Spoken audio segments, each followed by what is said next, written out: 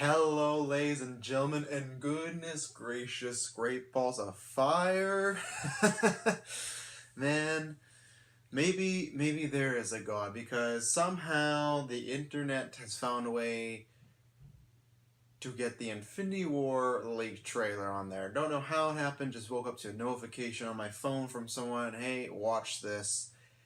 And man, we're gonna talk about. I'm gonna react to it. I literally just saw it. It's not a full-on trailer reaction because this video will get taken down sooner than the panties of a stripper on a Friday night. This, I'm having trouble speaking. I've heard about the hype and obviously showed it at D23, showed it at Comic Con, so there was a lot of build up for it. I think if it wasn't a full another week, there wouldn't be that much build up for it. And it was this thing of when I finally see it, is it going to measure up?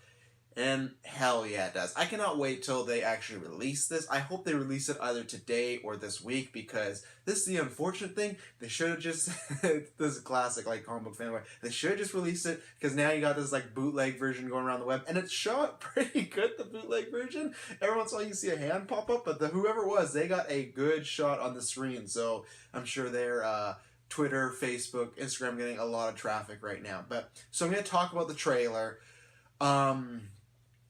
Where do I want to start? I took some notes because I watched it twice. I think the biggest thing to take away from it, I'm sure maybe you've seen it online. If not, I'll tell you what I took away from it. The biggest thing is, and I'm not going to describe it scene for scene because you can go to many websites and see the scene description and get it, the nooks and crannies. The biggest thing is the tone of this trailer. Not since Avengers Age of Ultron have I felt such kind of despair and fear. That was the only trailer. All the other trailers they'll have present a villain, but they're still kind of very action comedy sense. I'm trying to think of anybody else, but they're always, maybe Doctor Strange as well. There's very few in the MCU that show off, and even Doctor Strange, as the trailers went along, got kind of funnier or had a lot more comedic tone. This has one joke in it. That's about it, and to me that does show it's the MCU. Of course, it's gonna be Marvel. It's gonna be quippy, but I remember talking about this on Dynamic Duo a few years ago. Man, when they're all together, there's gonna be so many quips, and we said in a little negative way because it's oh, it's just everyone gonna be quipping. This shows me that yeah, of course there's gonna be some fun jokes and quipping, but this shows it's not always gonna be that. There's going to be serious conversations. There's going to be huge implications that does not give them time to quip, and that's what I hope. I'm jumping to the end, and I'll get back to it, but Thanos going around wrecking shop, that does not, for me, provide a moment for quipping or jokes.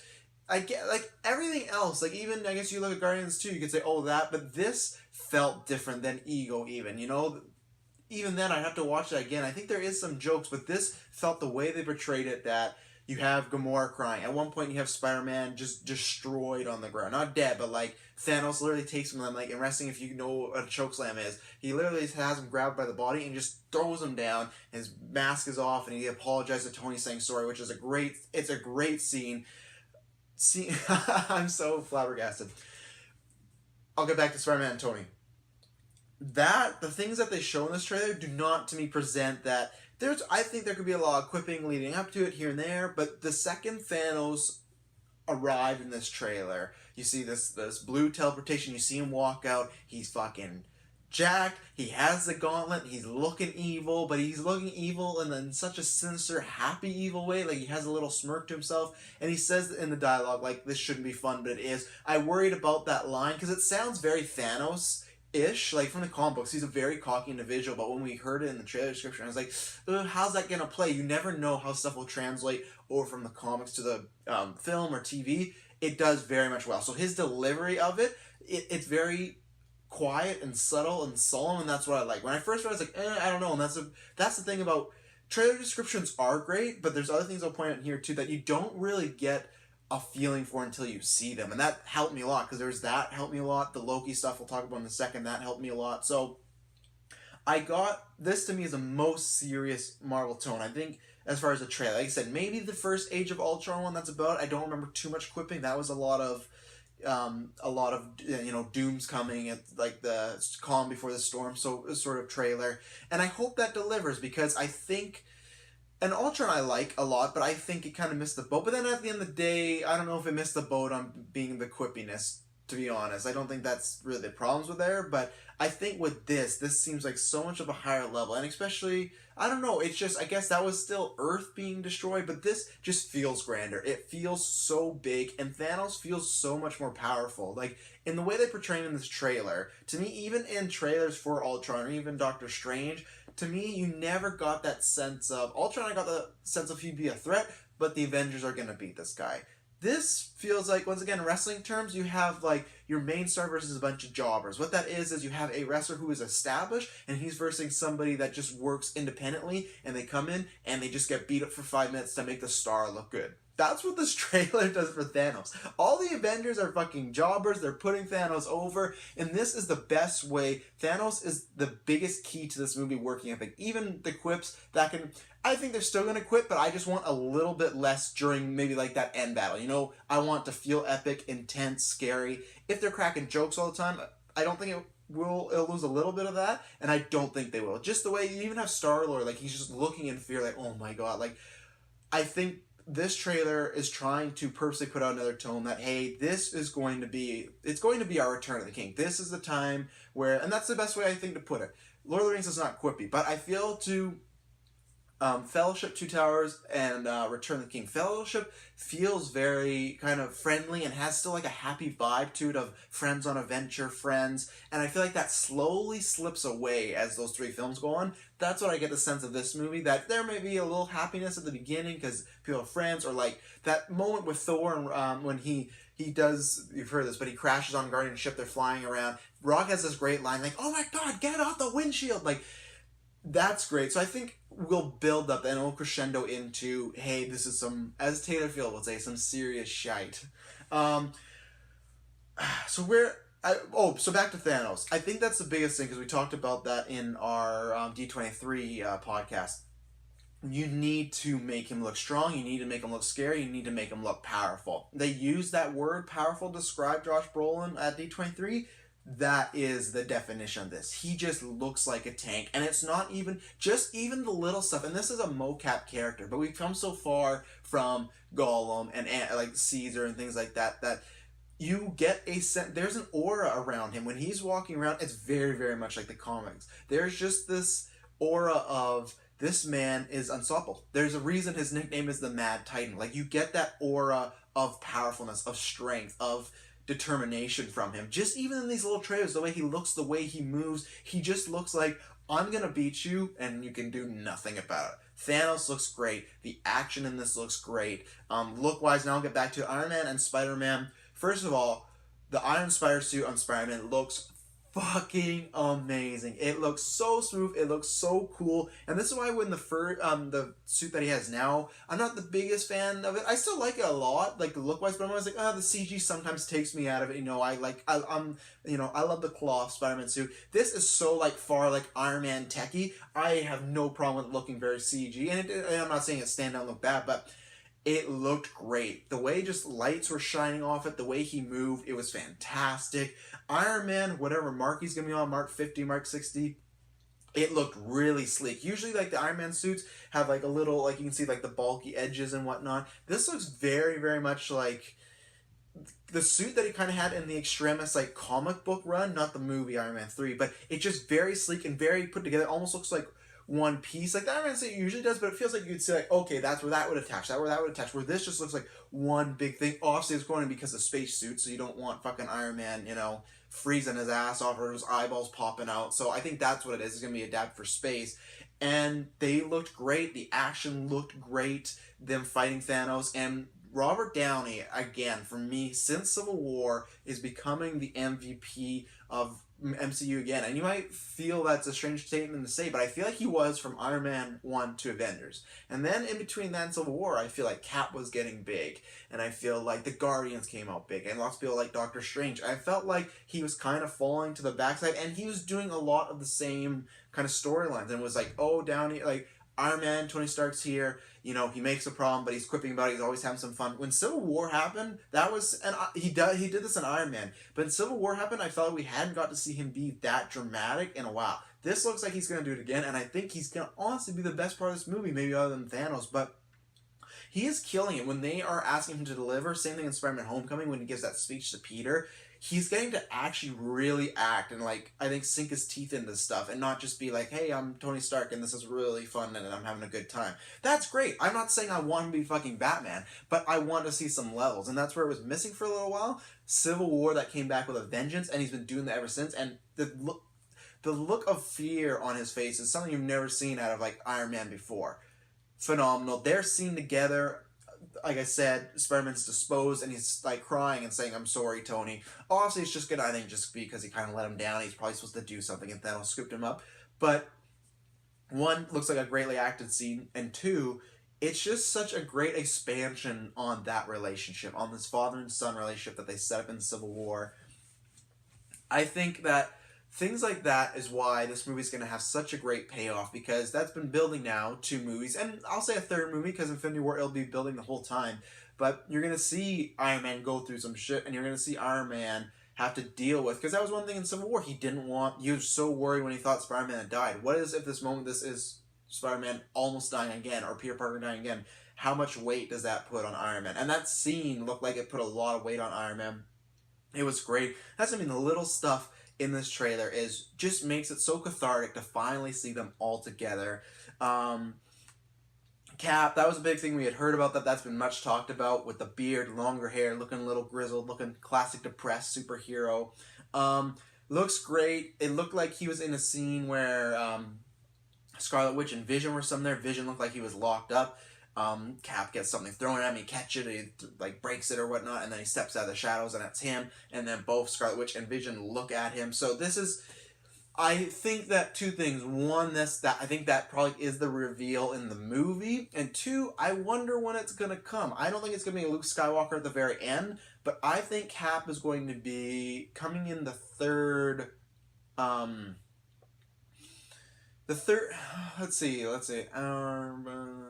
a third act, yeah, I think so. Beginning of third act. I think that's where he'll pop up, and I think I think the whole movie will be about, we find out the threat is, we go to fight the threat's too strong, and even if Vision sees Cap there, it's kind of like, hey, Tony, like, I know where Cap is, he just saved me, and Scarlet, like, I know what's happening, we need to get together. And that's what's going to happen. Either someone's going to die and everyone will get together, or they'll just say, hey, there's this huge fucking alien who literally throws a moon. He actually throws a moon. I've been waiting to see this since I heard about it. He does, and it's so cool. Just little stuff like the gauntlet has effects. If people haven't talked about this, when he moves it and makes a fist, it has a sound effect, like it sounds like a machine moving, almost like the Terminator when he moved. And he does that. He only had 2 stones, which has been discussed. And then he just literally, he takes it, and I wanted to get a mental image of this, so if you haven't seen the trailer, he takes it, and there's like kind of like a beam, like almost like what an alien would shoot down to suck a human up. Like, that's what's kind of protruding from the gauntlet, and he takes it, and it's not just like a cool, because I thought that could also be cheesy too.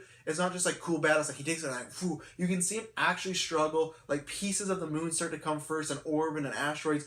It's great.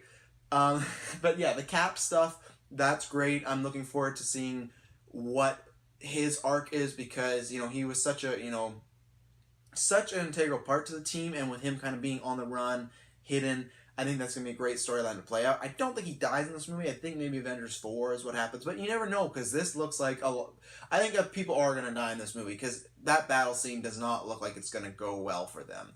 The narration is great. It started with Downey just saying like something like, we do this together, we die together, we lose together, something like that. It was great. The narration from Thanos was great. Just talking about pretty much just like I said earlier, like doom's coming, you can't do anything about it. You can't. And he talks a lot about destiny and how you can't stop it. You know, and it's a classic comic villain, and that's the thing. I'm looking very forward to see. I'm wondering how much he gets fleshed out in this movie, or if it's more in the sequel. If this movie he's just more imposing force, kind of like a Vader in New Hope, and then as we learn in the next movie a bit more about him. But I'm fine with him just wanting to rule planets, destroy planets, because that's always been his thing. It's kind of tough when the villains before him kind of want to do that too, but I think what they do is his presence. It's the same thing as like Mads Mikkelsen in Doctor Strange, where that character played by a lot of other people, I think is kind of just the same as like a alright MCU villain. They gave him a little bit more shine, but it's just kind of like, okay, but because Mads Mikkelsen is such a great actor, he elevated that role. I think I think Josh Brolin will do the same. My two biggest points were, yeah, sense of fear and power. I talked about that. Loki's face in this. Oh, excuse me, my throat hurts after days of Comic-Con podcasting. Luckily, this is the last one. So there's a scene where he has the Tesseract. He's walking by. There's a bunch of dead bodies. They show a bunch of like back-to-back scenes of destruction, like that you for collectors, layers destroyed, everything like that, and that was great. And then you see someone walking over dead bodies, and it's Loki, and he has the Tesseract. This one, I was biased because I love Loki, so I always want to know what's going on. And two, this was one of the most intriguing things to me when I heard about it, because it confirmed Loki will be in this movie, which I think is a vital piece. And two, I was like, what is he doing with the Tesseract? What is he? Maybe this is just a flashback or something. And actually, it honestly could be, but let's say it's not. You know, what is he doing with the Tesseract? And the biggest thing for me is his face. His face does not look... I thought this would be his redemption tale, and I think it still is going to be, but the trailer does not portray it that way.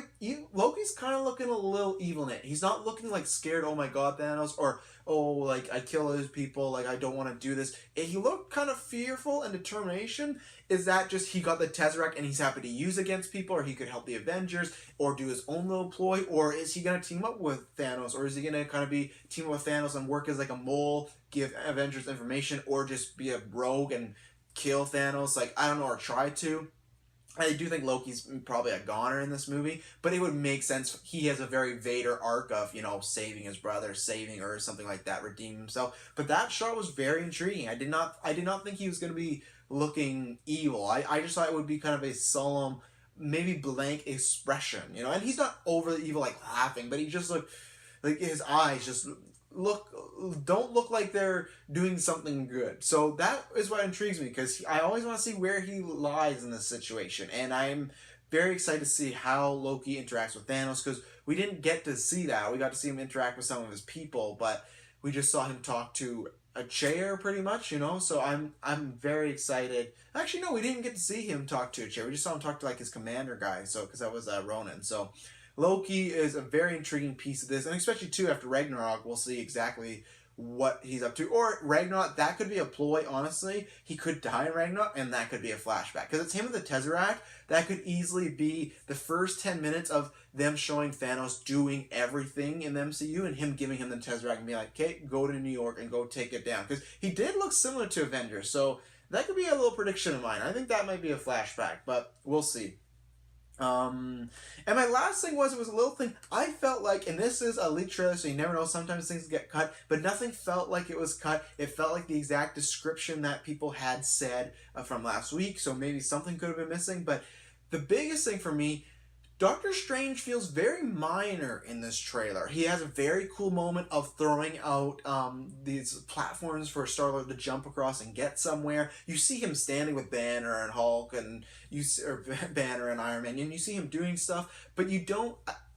Gamora gets a solo shot, Star-Lord gets a solo shot, Spider-Man, Downey, Cap, Scarlet Witch, Vision, even Bucky, Black Widow, who has the blonde hair now. Everybody, and like I said, maybe someone's missing, but there wasn't, I didn't feel, unless I missed it, I've watched it twice only, but I didn't feel there was big emphasis on Strange and him doing his, like, a classic, like, looking at the doom, looking at, you know, what's coming up, the impending peril. So, we'll see, maybe when it actually gets released, I'll see that, because you can never know when this bootleg ones, but I felt that he didn't get that much in this trailer, and that's a little surprising. Doctor Strange was really successful, and that does make me question how much he's in it, but even then, if Cap's not in it that much, he still got like this hero shot, you know. So maybe I could have missed it, take that with a grain of salt, but that's something I saw. Was just, it felt like he was just kind of there where everybody got highlighted. Even then too, I guess I would think maybe Hulk got that too, where he didn't feel like he got that highlighted, so maybe they are just playing a smaller role in this film. But yeah, and Hulk doesn't surprise me because he's in Ragnarok, he's in a big trailer they just showed. We've known Hulk. Doctor Strange, because he's just coming off a hit movie and it's his first movie, I thought we'd get more of it, but The trailer is great. It's definitely, I cannot wait to see a nice, clean HD this version. I hope they release it today so then they can, not have to worry about people seeing this one because it's like, it still looks great, but you want to see people see the nice one. But it is phenomenal. It is definitely, even just looking at the bootleg version, one of the best superhero trailers of all time. It reminds me of Return of the King when I saw that. And I was younger, so the hype level was even higher. But it just felt like this is what we've been building to. And this is why everybody would make jokes like, oh, Thanos in his chair. Where's Thanos? It's taking forever. This feels like we are actually coming to the climax of this chapter of the MCU, and it feels earned, and it feels like everything we've wanted.